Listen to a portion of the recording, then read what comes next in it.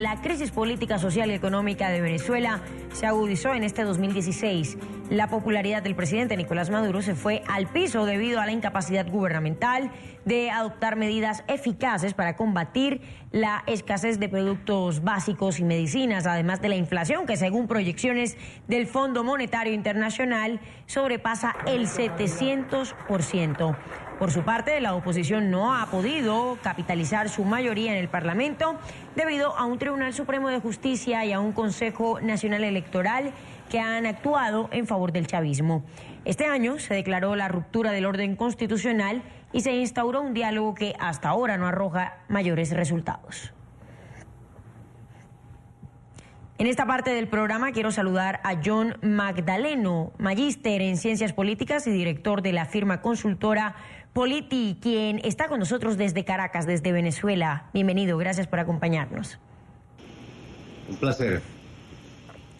Bueno, y se va este 2016 y los venezolanos se quedaron sin ser consultados sobre la permanencia o salida de Nicolás Maduro del poder. Muchos culpan, atribuyen esto al desempeño que ha tenido la Mesa de la Unidad Democrática en los últimos meses frente al gobierno. ¿Es esto así? Bueno, sin duda, como sugiere usted mismo al final de su pregunta, en efecto se trata de un proceso mucho más complejo. Para empezar, por la propia naturaleza del régimen político que hay en Venezuela.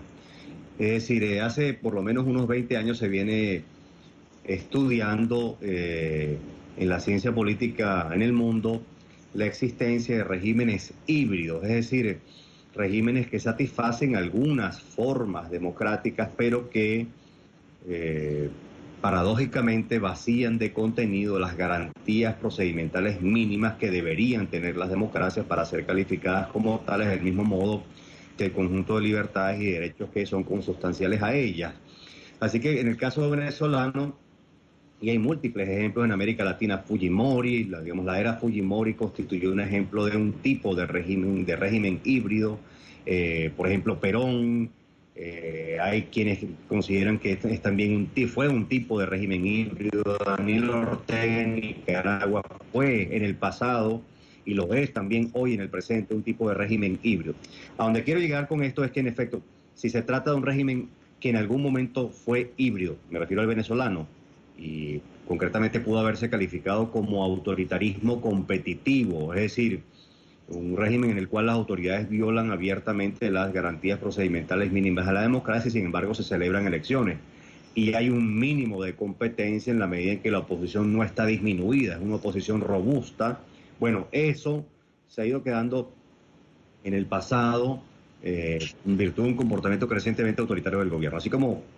Así que como bien sugiere su pregunta, no es solo el desempeño de la oposición lo que puede explicar que no haya habido cambio político este año en Venezuela, sino también el propio desempeño de las instituciones públicas más importantes que impidieron la realización de algunas de esas garantías procedimentales y algunos de esos derechos.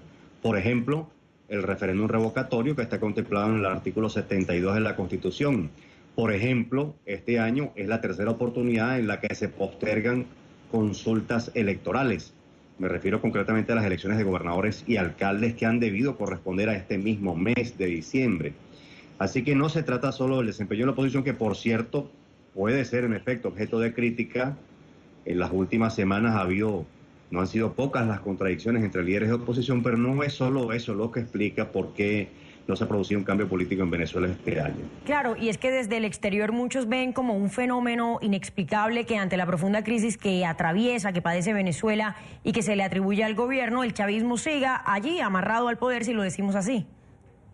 Estamos en Venezuela frente a un régimen autoritario. Es importante asimilar esto porque en la contemporaneidad se asimila, se asume que no hay regímenes autoritarios, y sí los hay en el mundo. Son muchos los casos de regímenes autoritarios. Lo que pasa es que los autoritarismos de la contemporaneidad son un poco más sofisticados que los del pasado. Censuran a los medios de comunicación de maneras más sofisticadas, persiguen a los dirigentes políticos de la oposición de formas más sofisticadas, pero en todo caso se trata de persecuciones, se trata de, limitaciones a los derechos consagrados en la Constitución. Del mismo modo, la formación de la opinión pública no es libre. Del mismo modo, la competencia electoral no es equitativa para los que forman parte de ella. Del mismo modo, instituciones como los tribunales o el árbitro electoral no operan con imparcialidad. Es decir, precisamente por eso que le estoy diciendo la respuesta anterior es que se explica que no ha habido un cambio político, incluso pese a un desempeño económico muy negativo. Así que creo que este es el punto de fondo que hay que comprender. En América Latina no sé si se comprende suficientemente bien esta realidad. Es decir, se trata no de un gobierno, sino de un régimen político, es decir, un conjunto de instituciones que impiden el cambio, que en efecto actúan, por un lado, para neutralizar las competencias derivadas de la victoria electoral que la oposición llega a obtener en el Parlamento. Eso ha ocurrido durante todo el año. Y por otro lado, se intenta impedir la celebración de una consulta electoral. ¿Por qué? Por una razón muy sencilla, porque cualquier consulta electoral que se haga en este momento en Venezuela, pues el oficialismo la pierde, y la pierde por una brecha abultada que podría tener un impacto muy significativo sobre el proyecto chavista. Es decir, podría reducir aún más sus bases de apoyo, podría contribuir a una desmoralización de las bases de apoyo del chavismo.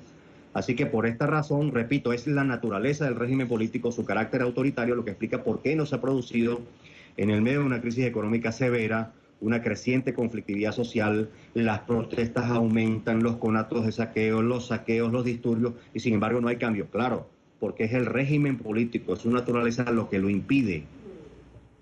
Ya para finalizar, señor Magdaleno, ¿cuál es la Venezuela que desde su análisis vislumbra entonces, y bajo todo este escenario que usted acaba de describir, vislumbra para este 2017 y además esas posibilidades o esas posibles salidas a esta crisis política y económica, aunque sabemos que es algo pues supremamente complicado?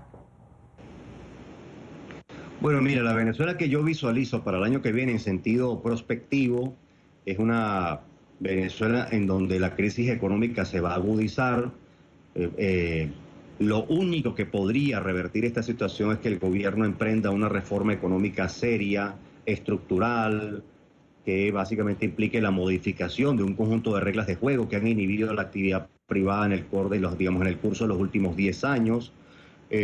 Me imaginaría, por tanto, si no se produce esa reforma, una agudización aún mayor, parece mentira, pero podría suceder, aún mayor de la crisis económica. Se trata de un año en el que no sería extraño ver un mayor nivel de conflictividad social, es decir, no sería de extrañar un crecimiento de las protestas, de los conatos de saqueo, de los saqueos, que por cierto, este año en el primer semestre ocurrieron con un promedio mensual de 69, y en el segundo semestre, por lo menos con la data recopilada hasta el mes de noviembre, el promedio superaba los 73 episodios por mes. Es decir, me refiero a la sumatoria de saqueos y conatos de saqueo, promediando los 5 meses de final de este año, del segundo semestre de este año. Así que estamos hablando ya de un proceso de convulsión social en marcha, que es la consecuencia natural de la agudización de la crisis económica, que tiene como dos expresiones básicas el desabastecimiento y la inflación.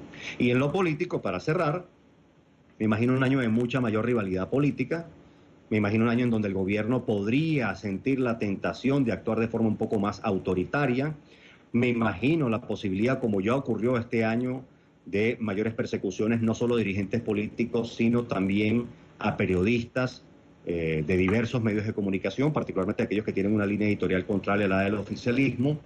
Me imagino un año en donde las instituciones van a seguir operando en la dirección de intentar bloquear la demanda de cambio político. Me imagino un gobierno, intentando imponer decisiones más o menos arbitrarias.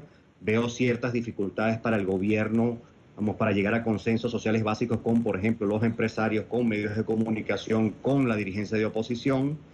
Más bien sorprendería, y este sí sería el camino por intermedio del cual podría producirse una salida a la crisis, un gobierno que sí se siente con seriedad a dialogar para resolver estos problemas, sí podría arrojar alguna perspectiva más favorable. Pero si usted me pregunta con detalle y con toda franqueza, le digo que eso no es lo que luce por lo pronto lo más factible.